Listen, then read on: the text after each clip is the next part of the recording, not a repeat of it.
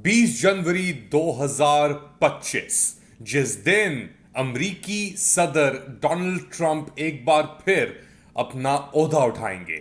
Late Ali show you के इस episode में आप सबको खुशामदेद। Do like, subscribe and share this content. बात शुरू करते हैं आज जो अहम तरीन दिन है बेसिकली अमेरिका के लिए। हर 4 साल बाद ये दिन आता है और इस दिन अमरीकी सदर मुंतखब जो थे दूसरी बार, 47वें सदर डोनाल्ड ट्रंप, जो 45वें सदर भी थे, वो एक बार फिर ओहदा उठा रहे हैं। और ये बहुत ही अहम मौका है क्योंकि पिछले 24 घंटों के अंदर जो हम मनाजिर देख रहे हैं पूरी दुनिया से, स्पेशली जो गाजा के अंदर ये जो हॉस्टेज रिलीज हुआ है, ये यरगमाल 3 इजरायली खवातीन जो हमास के कब्जे में थी और सरप्राइजिंगली शमाली गाजा के अंदर रखी गई थी, वो एरिया जो अंडर सीज था, जिसको इजराइल ने बिल्कुल तबाह करके रख दिया था। और इतनी कार्रवाइयों के बावजूद भी वो ये सुराग नहीं निकाल सके कि ये लोग, उनके अपने लोग यहां पे मौजूद थे। अब इसके बाद क्या होगा, ये अगले कुछ दिन, ऑब्वियसली 40-50 दिन बहुत ही अहम है क्योंकि इसके अंदर ये 3 फेजेस की जो हमने बात आपको बताई थी कि पहले फेज के अंदर 33 के लगभग ये जो इजरायली थे इनको छोड़ा जाएगा हमास की तरफ से, और उसके बदले के अंदर सैकड़ों की तादाद के अंदर, दर्जनों की तादाद के अंदर फलस्तीनियों को रिहा किया जाएगा। इजरायली यरगमाल जो उनको रखा हुआ था वहाँ पे प्रिजन्स के अंदर, जेलों के अंदर, वहाँ से तो ये प्रिजनर हॉस्टेज एक्सचेंज होगी। और इसके बाद आहिस्ता आहिस्ता हमने देखा है कि अभी से ही जो फलस्तीनी हैं वो वापस अपने घरों की तरफ रवा हो गए हैं। वो घर जो तबाह हो चुके हैं शमाल के अंदर, पूरे गाजा के अंदर, जिसमें मैंने कल बताया आपको कि 80 से 90% मकानात या इमारतें जो हैं या स्ट्रक्चर्स जो हैं वो बिल्कुल रद्द होके रह गए हैं। तो एक बहुत बड़ा चैलेंज होगा ऑब्वियसली रीसेटलमेंट और रीस्टार्ट करने के लिए पूरी कार्रवाइयों को। बट डेफिनेटली एक बहुत ही अहम दिन दुनिया की तारीख के अंदर। और सरप्राइजिंगली एक बड़ी अहम और इंटरेस्टिंग चीज़ जो नज़र आई कि जब ये रेफ्यूजीज छोड़े जा रहे थे, ये जो किडनैप्ड इजरायली थे, तो उनके पीछे सैकड़ों की तादाद में हमास के अल कसाम ब्रिगेड के जवान खड़े थे और 50,000 फलस्तीनी मरे हैं। इसके अंदर से इजराइल कहता है हमने 18,000 ये हमास के लोग मारे हैं, वो क्लेम करते हैं।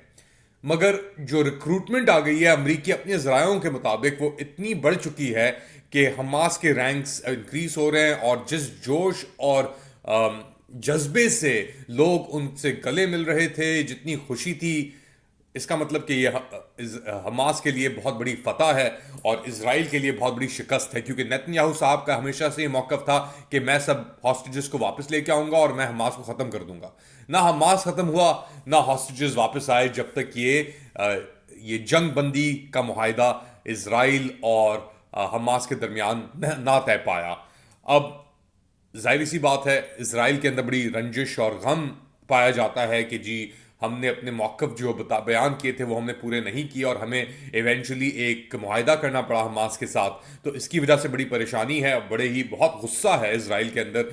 और उनके जितने लोग हैं वो कह रहे हैं हम दोबारा ये जंग करेंगे, हम ये जंग ख़त्म होने नहीं देंगे। जाहिर सी बात है क्योंकि इजराइल एक सेटलर कलोनियल स्टेट है और फ़लस्तीनी वहाँ के मुकीम हैं, तो हमेशा ये टेंशन तो रहेगा जब तक इजराइल रहेगा।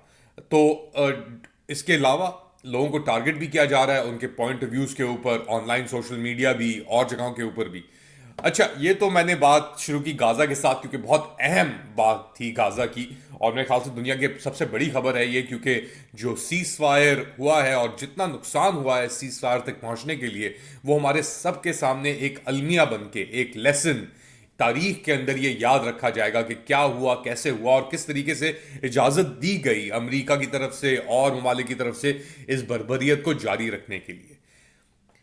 दूसरी जानब पाकिस्तान के अंदर भी एक बहुत अहम केस सिलसिला चल रहा है, वो है अल कादिर यूनिवर्सिटी का। उसके ऊपर अहमद नूरानी जो सहाफ़ी हैं, अमेरिका के अंदर मुकीम हैं, उनको भी अपना घर छोड़ के निकलना पड़ा पाकिस्तान से क्योंकि उनकी जान के ऊपर ख़तरात थे। और उनके ऊपर पाकिस्तान तहरीक इंसाफ के लोगों ने तनकीद भी की उनकी रिपोर्टिंग के ऊपर, जो वो पाकिस्तान के अंदर मौजूद थे। उन्होंने ایک بہت بڑی بریکنگ دے دی ہے جس نے القادر ٹرسٹ یونیورسٹی کیس کی دھجیاں اڑا کے رکھ دی ہیں. یہ ورڈکٹ اب پتہ لگ رہا ہے کہ بالکل ہی شواہد کے اوپر مبنی نہیں تھا.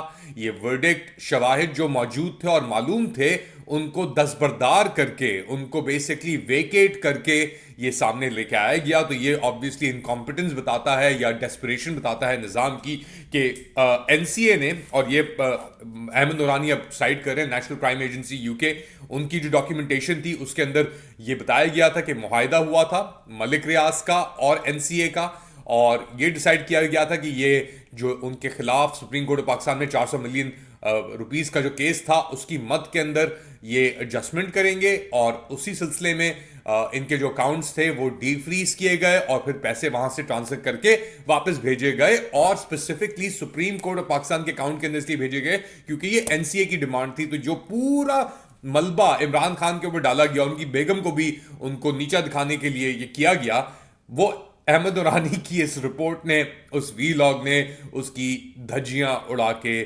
رکھ دی ہیں. اتنی ڈیسپریشن کیوں تھی اس نظام کے اندر یہ سب کچھ کرنے کے لیے کہ ہاف بیک ورڈکٹس جن کی کوئی حقیقت کے اندر بنیاد نہیں تھی ان کو یہ اس طریقے سے پروموٹ کر رہی تھی.